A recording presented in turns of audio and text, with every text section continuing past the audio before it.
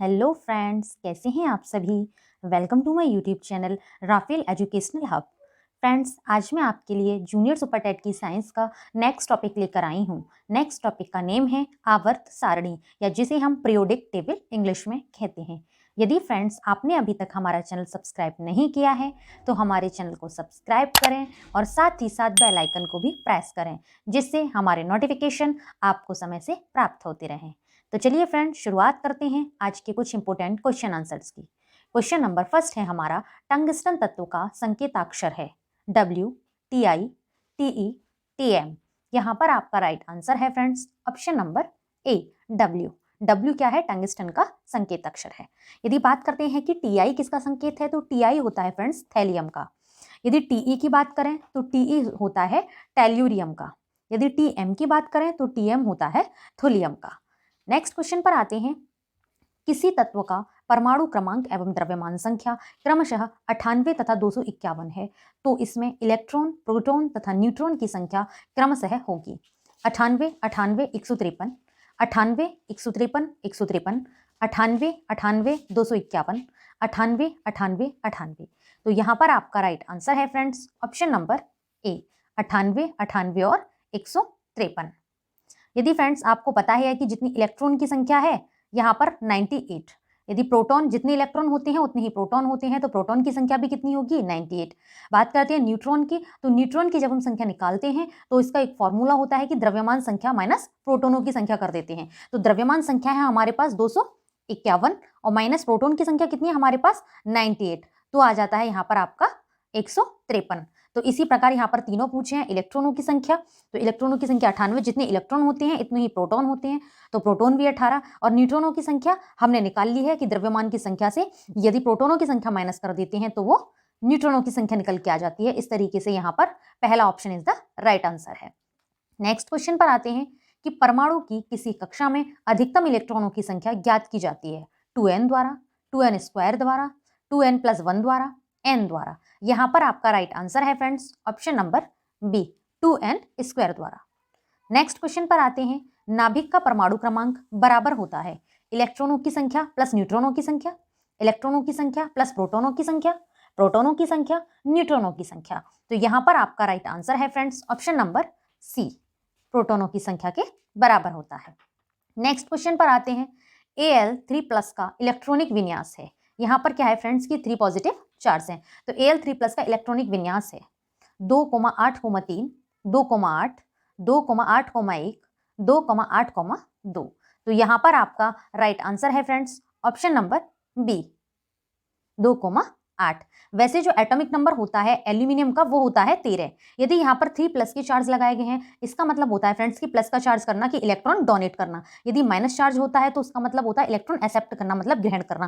तो यहाँ पर 3 पॉजिटिव का चार्ज है, इसका मतलब है कि एल्यूमिनियम ने 3 इलेक्ट्रॉन जो है वो अपने डोनेट कर दिए हैं, किसी दूसरे एलिमेंट को दे दिए हैं। तो यहाँ पर जब 3 डोनेट हो गई तो इसका इलेक्ट्रॉन एटॉमिक नंबर जो था वो 13 था, जब 3 डोनेट कर दिए तो यहाँ पर हम इलेक्ट्रॉनिक विन्यास जो निकालेंगे वो एटॉमिक नंबर 10 के अकॉर्डिंग निकालेंगे एल्यूमिनियम का। तो इसका एटॉमिक नंबर होगा, यदि इसका इलेक्ट्रॉनिक विन्यास करेंगे 10 का, तो यहाँ पर होगा फ्रेंड्स इसका कि 1s2, 2s2, 2p6। यहाँ पर इलेक्ट्रॉन काउंट कर लेते हैं, ये हो गए आपके 2, ये 2, ये 4 और 4 और 6 कितने होते हैं 10। तो इस प्रकार से इसका जो इलेक्ट्रॉनिक विन्यास होगा, फर्स्ट सेल में कितने इलेक्ट्रॉन है? 2 इलेक्ट्रॉन, सेकंड सेल में कितने इलेक्ट्रॉन है? 6 + 2 8 इलेक्ट्रॉन है। इस तरीके से यहाँ पर आपका option B is the right answer होगा। नेक्स्ट क्वेश्चन पर आते हैं, एक कूलाम आवेश में इलेक्ट्रॉनों की संख्या होगी 6.25 × 10⁻18, 6.0 × 10⁻18, 5.0 × 10⁻18, 1। यहाँ पर आपका राइट आंसर है फ्रेंड्स ऑप्शन नंबर ए, 6.25 × 10⁻18।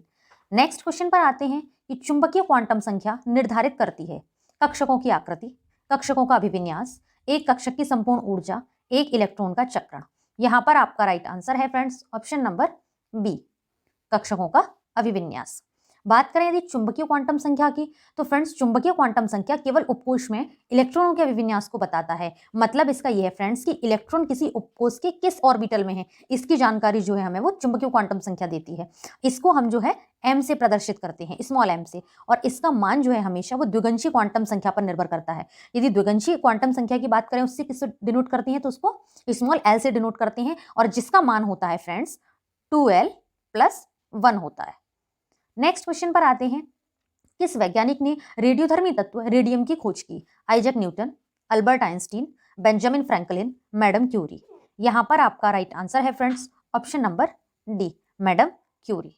तो रेडियम की खोज जो की थी फ्रेंड्स वो 1898 ईस्वी में मैडम क्यूरी ने अपने पति पियरे क्यूरी के साथ मिलकर की थी। जबकि यदि आपसे पूछा जाए कि रेडियो एक्टिवता की खोज किसने की थी, तो फ्रेंड्स यहाँ पर फिर आपका ऑप्शन नंबर जो यहाँ पर नहीं है उसका आंसर होगा, यदि रेडियो एक्टिवता की खोज की बात की जाए तो हेनरी बैकुरल ने की थी। नेक्स्ट क्वेश्चन पर आते हैं, निम्नलिखित में से सबसे अधिक विद्युतीय तत्व कौन सा है? Fluorine, oxygen, sodium, bromine. यहाँ पर आपका राइट आंसर है फ्रेंड्स ऑप्शन नंबर ए, फ्लोरीन। फ्लोरीन क्या है? सबसे अधिक ऋण विद्युतीय तत्व है। यदि इसकी विद्युत ऋणात्मकता की बात करें तो कितनी होती है? इसकी विद्युत ऋणात्मकता होती है 4.0 है। फिर यदि इसके एटॉमिक नंबर की बात करते हैं फ्लोरीन का, तो फ्लोरीन का एटॉमिक नंबर होता है फ्रेंड्स 9। नेक्स्ट क्वेश्चन पर आते हैं, किस तत्व की परमाणु संख्या 31 है? Boron, aluminium, gallium, indium.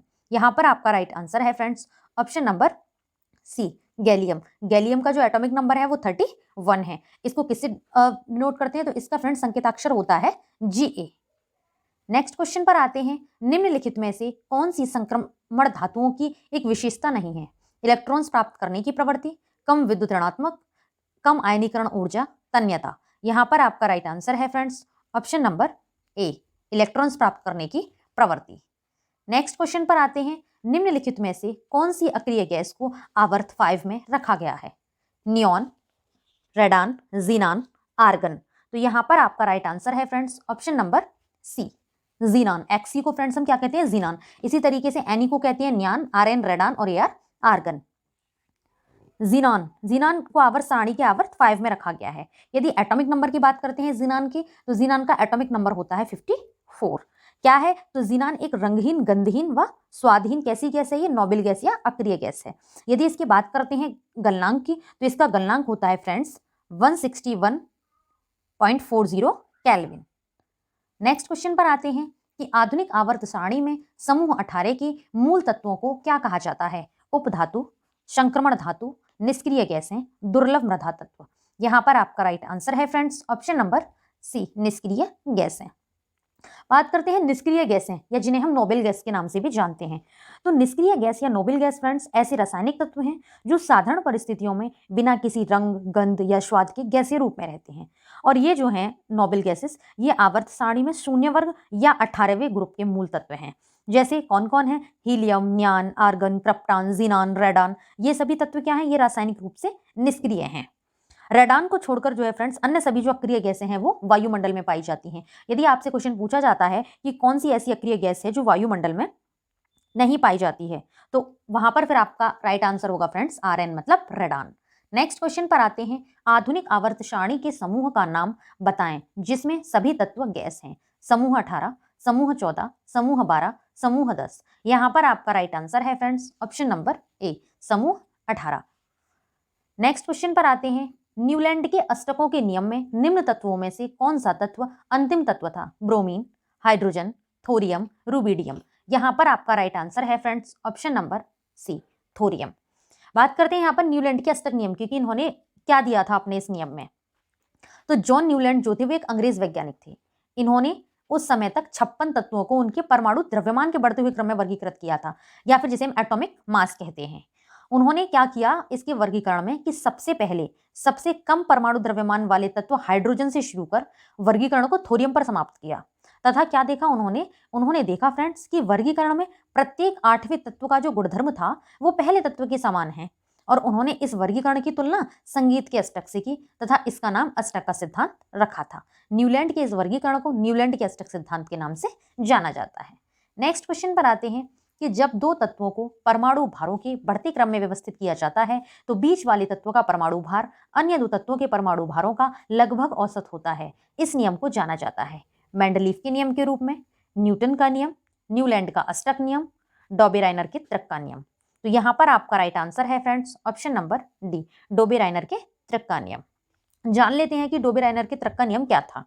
इन्होंने क्या कहा था फ्रेंड्स कि जब तत्वों को परमाणु भारों के मतलब एटॉमिक मास के बढ़ते हुए क्रम में यदि व्यवस्थित किया जाता है तो बीच वाला जो तत्व होता है उसका परमाणु भार जो अन्य किनारे पर जो दो तत्वों के परमाणु भारों के लगभग औसत होता है। इसी नियम को उन्होंने डॉबे-राइनर का त्रिक नियम कहा। जैसे लिथियम का जो परमाणु भार है वो 7 तथा पोटेशियम का परमाणु भार क्या था 39। ये आपका हो गया पोटेशियम का और ये हो गया आपका, सॉरी फ्रेंड्स, यहाँ पर उन्होंने बोला कि लिथियम का परमाणु भार, तो लिथियम का जो परमाणु भार था वो था आपका 7 और पोटेशियम की बात करें तो पोटेशियम का परमाणु भार होता है 39। तो इनका जो औसत निकल के आया वो आया 23, जो किसका था वो सोडियम का परमाणु भार था।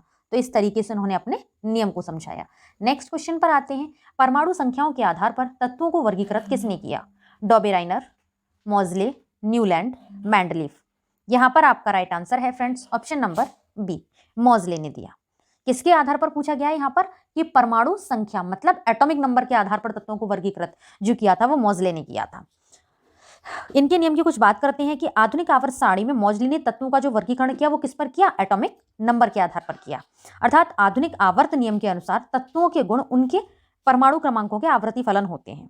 आधुनिक आवर्त सारणी को जो है फ्रेंड्स 18 ग्रुप तथा 7 पीरियड्स में विभाजित किया गया। प्रत्येक आवर्त में यदि आप देखें तो बाएं से दाएं जाने पर मतलब लेफ्ट से राइट जाने पर तत्वों में संयोजी इलेक्ट्रॉन की संख्या 1 से 8 तक बढ़ती है। और आवर्त में क्या देखा गया कि तत्वों को बढ़ते हुए एटॉमिक नंबर के आधार पर रखा गया। आवर्त सारणी के वर्गों में सभी तत्वों में संयोजी इलेक्ट्रॉन की संख्या जो होती है वो समान होती है। नेक्स्ट क्वेश्चन पर आते हैं कि आवर्त सारणी का आविष्कार किसने किया? Dmitri Mendeleev, Louis Pasteur, Madam Curie, Antoine Lavoisier. तो यहाँ पर फ्रेंड्स इस क्वेश्चन का आंसर मोस्टली फ्रेंड्स मेरे जानते होंगे, तो इसका राइट आंसर है friends option number A, Dmitri Mendeleev ने आवर्त सारणी का आविष्कार किया। बात कर लेते हैं कि मेंडलीफ ने जो आवर्त सारणी का आविष्कार किया था वो क्या था, कितने पीरियड्स थे, कितने ग्रुप थे उस टाइम। तो मेंडलीफ ने आवर्त सारणी का जो आविष्कार किया था वो 1869 ईस्वी में किया था। इन्होंने क्या कहा था, मेंडलीफ ने आवर्त नियम के अनुसार क्या कहा कि तत्वों के भौतिक तथा रासायनिक गुण उनके परमाणु भारों के आवर्ती फलन होते हैं मतलब एटॉमिक मास के। जबकि मोज़ले ने क्या कहा था फ्रेंड्स, मोज़ले ने कहा था कि एटॉमिक नंबर परमाणु क्रमांक के आवर्ती फलन होते हैं। मेंडलीफ के समय जो ज्ञात तत्वों की जो संख्या थी एलिमेंट की वो 63 थी। इन्होंने ही आवर्त सारणी को 9 वर्ग और 7 आवर्त में बांटा था। नेक्स्ट क्वेश्चन पर आते हैं, आधुनिक आवर्त सारणी के किस वर्ग में पूर्ण आवरण वाले संयोजी इलेक्ट्रॉन और रासायनिक रूप से अक्रिय तत्व होते हैं? 15, 16, 17, 18। यहाँ पर आपका राइट आंसर है friends option number D, 18। Next question पर आते हैं, संक्रमण तत्व क्या होते हैं? वह तत्व जिनके दो सबसे बाहरी कोश अधूरे होते हैं, वह तत्व जिनमें धातुओं और गैर धातुओं दोनों के गुण हैं, इनमें सबसे बाहरी कोश में 8 इलेक्ट्रॉन होते हैं, वह तत्व जिनके 3 सबसे बाहरी कोश अधूरे होते हैं। तो यहाँ पर आपका राइट आंसर है फ्रेंड्स ऑप्शन नंबर ए, कि वह तत्व जिनके 2 सबसे बाहरी कोश अधूरे होते हैं वो संक्रमण तत्व कहलाते हैं। तो फ्रेंड्स डी ब्लॉक के तत्वों को जो है वो संक्रमण तत्व कहते हैं। नेक्स्ट क्वेश्चन पर आते हैं, आधुनिक आवर्त सारणी के निम्नलिखित समूहों में से किस में नोबेल गैसों को रखा गया है? 15, 17, 16, 18। यहाँ पर आपका राइट आंसर है फ्रेंड्स ऑप्शन नंबर डी। आधुनिक आवर्त सारणी में 15, 16, 17 तथा 18 वर्ग के तत्वों को क्रमशः नाइट्रोजन, ऑक्सीजन, हैलोजन और अक्रिय गैसों के परिवार के तत्व कहते हैं। नेक्स्ट क्वेश्चन पर आते हैं, तीसरी आवर्त के तत्वों में कक्षों की संख्या होती है। फ्रेंड्स यहाँ पर है कि कक्षों की, यहाँ पर आएगा कक्षों की संख्या होती है 2, 1, 0, 3। तो यहाँ पर आपका राइट आंसर है फ्रेंड्स ऑप्शन नंबर डी, 3 होती है। नेक्स्ट क्वेश्चन पर आते हैं, निम्नलिखित में से कौन सा कथन गलत है? परमाणु आकार ऊपर से नीचे की ओर बढ़ता जाता है, एक ही समूह के सभी तत्वों की संयोजकता एक समान होती है, एक तत्व के सभी समस्थानिकों को एक ही समूह में रखा जाता है, या परमाणु त्रिज्या आमतौर पर बाएं से दाएं ओर घटती है। तो यहाँ पर आपका राइट आंसर है फ्रेंड्स ऑप्शन नंबर सी, कि एक ही तत्व के सभी समस्थानिकों को एक ही समूह में रखा जाता है। ये जो कथन है वो फ्रेंड्स आपका गलत है। यदि फ्रेंड्स आपको हमारा वीडियो अच्छा लग रहा हो तो हमारे वीडियो को लाइक करें और ज़्यादा से ज़्यादा शेयर भी करें। यदि आपने हमारे साइंस के प्रीवियस वीडियो नहीं देखे हैं तो आप हमारे आई बटन पर क्लिक करके हमारे प्रीवियस वीडियो देख सकते हैं। फ्रेंड्स, मैं यहाँ पर कुछ आपके लिए आवर्त सारणी के बारे में जानकारी दे देती हूँ। जैसे आवर्त सारणी में किसी उपवर्ग में ऊपर से नीचे की ओर आने पर, जैसे ऊपर से नीचे की ओर जाने पर तत्वों के जो परमाणु का आकार जो होता है, साइज जो होता है, वो क्या होता है, बढ़ता जाता है। जबकि किसी उपवर्ग में ऊपर से नीचे जाने पर तत्वों की जो संयोजकता होती है, वैलेंसी जो होती है, वो एक समान रहती है। नेक्स्ट क्वेश्चन पर आते हैं कि आधुनिक आवर्त सारणी में कौन से दो आवर्तों में 8 तत्व मौजूद हैं? 4 और 5, 3 और 4, 1 और 2, 2 और 3। तो यहाँ पर आपका राइट आंसर है फ्रेंड्स ऑप्शन नंबर डी, 2 और 3। नेक्स्ट क्वेश्चन पर आते हैं। डैश एक एक्टिनाइड नहीं है, थोरियम, नोबेलियम, टर्बियम, फर्मियम। यहाँ पर आपका राइट आंसर है friends option number C, terbium जो है वो एक्टिनाइड नहीं है। नेक्स्ट क्वेश्चन पर आते हैं। एक तत्व का परमाणु क्रमांक 17 है, आधुनिक आवर्त सारणी में इसका स्थान क्या है? आवर्त 17 समूह 3, आवर्त 3 समूह 17, आवर्त 2 समूह 7, आवर्त 7 समूह 17। तो यहाँ पर आपका राइट आंसर है फ्रेंड्स ऑप्शन नंबर बी, आवर्त 3 और समूह 17। क्लोरीन के ये फ्रेंड्स जो परमाणु क्रमांक दिया है 17, ये किसका होता है? ये क्लोरीन का परमाणु क्रमांक है 17, जिसके यदि इलेक्ट्रॉनिक विन्यास की बात करते हैं तो इसका इलेक्ट्रॉनिक विन्यास होगा फ्रेंड्स 1s2। यहाँ पर लिख देती हूँ फ्रेंड्स में कि क्लोरीन का एटॉमिक नंबर होता है 17। यदि इसकी इलेक्ट्रॉनिक विन्यास की बात करते हैं तो इसका होगा 1s2, 2s2, 2p6, 3s2, 3p5। तो इलेक्ट्रॉनिक विन्यास से स्पष्ट हो जाता है कि इसका जो अंतिम इलेक्ट्रॉन जा रहा है वो पी ब्लॉक में प्रवेश कर रहा है। यहाँ पर आप देख भी पा रहे होंगे फ्रेंड्स 3p5 है, तो इसका अंतिम इलेक्ट्रॉन पी ब्लॉक में प्रवेश करता है, इसीलिए यह पी ब्लॉक का तत्व है और आवर्त सारणी में तीसरे आवर्त और 17 समूह में रखा गया है। तो यहाँ पर इसका राइट आंसर जो होगा वो ऑप्शन नंबर बी होगा कि आवर्त 3 और समूह 17। नेक्स्ट क्वेश्चन पर आते हैं। चौथे और पांचवें आवर्त में है 18 तत्व, 11 तत्व, 9 तत्व, 8 तत्व। यहाँ पर आपका राइट आंसर है फ्रेंड्स ऑप्शन नंबर ए, 18 तत्व। चौथे और पांचवें आवर्त में कुल 18 तत्व होते हैं। वर्तमान आवर्त सारणी में कुल यदि पूछे जाते हैं तत्व तो वो है फ्रेंड्स 118 तत्व। सबसे पहले रूसी रसायन शास्त्री मेंडलीफ ने 1869 ईस्वी में आवर्त नियम प्रस्तुत किया था तथा तत्वों को एक सारणी के रूप में प्रस्तुत किया, जिसे बाद में संशोधित कर मॉजले ने क्या कर दिया, आधुनिक आवर्त सारणी बनाई। नेक्स्ट क्वेश्चन पर आते हैं कि दुर्लभ मृदा तत्वों की विशेषता क्या है? उनका बाह्यतम कोश पूर्ण है, उनके 3 बाह्यतम कोश अपूर्ण हैं, उनके 2 बाह्यतम कोश अपूर्ण हैं, उनका 1 बाह्यतम कोश अपूर्ण है। तो यहाँ पर आपका राइट आंसर है फ्रेंड्स ऑप्शन नंबर बी, उनके 3 बाह्यतम कोश अपूर्ण है। दुर्लभ मृदा तत्व की बात करते हैं तो दुर्लभ मृदा तत्व उन क्षारक ऑक्साइड को कहते हैं जिनके तत्व आधुनिक आवर्त सारणी के छठे आवर्त में पाए जाते हैं। इनमें क्या होता है, 14 दुर्लभ मृदा तत्व होते हैं जिन्हें लैंथेनाइड श्रेणी कहते हैं और दुर्लभ मृदा तत्वों के 3 बाह्यतम कोश जो होते हैं वो अपूर्ण होते हैं। नेक्स्ट क्वेश्चन पर आते हैं कि इलेक्ट्रॉनिक विन्यास 2, 8, 8 वाला एक तत्व आधुनिक आवर्त सारणी में समूह में रखा गया है 8, 2, 18, 17। यहाँ पर आपका राइट आंसर है फ्रेंड्स ऑप्शन नंबर सी, 18वें समूह में रखा गया है।